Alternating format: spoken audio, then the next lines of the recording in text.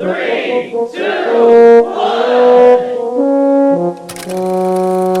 चला, आता अगं मी याच्यात सोडते. बघ याच्यात बघ तू हा, याच्यात हा. बघ तू मला याच्यात बघ तुम्ही- आज समज की हा, मी ते हा. तू अर्धा डाव खेळून दाखव.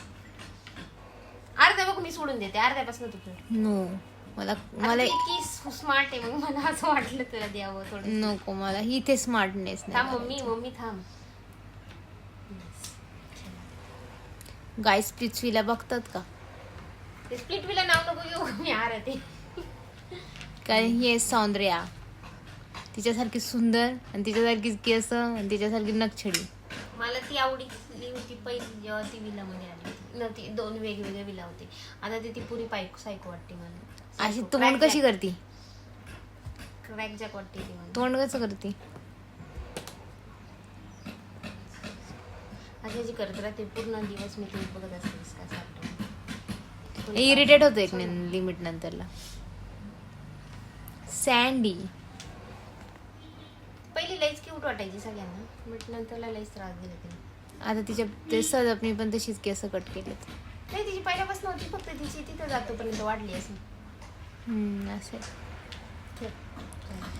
कालचा एपिसोड लय खतरनाक झाला गाईज. कालचा खतरनाक झाला.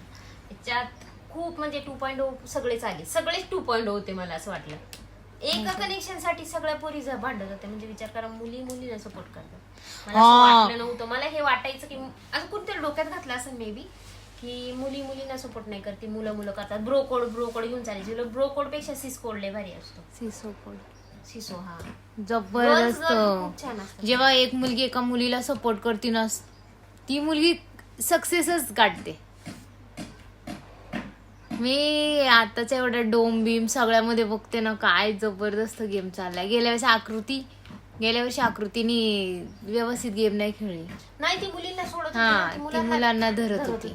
आणि ते ऍक्च्युली तसं नाही पाहिजे. जर मुलं ब्रो कोड घेऊन चालले असेल तर मुलींनी का सिसो कोड घेऊन चालला पाहिजे. हा, ते ऍक्च्युली ते ब्रो बोलून पण म्हणजे मुलींसोबतच राहायला पाहिजे.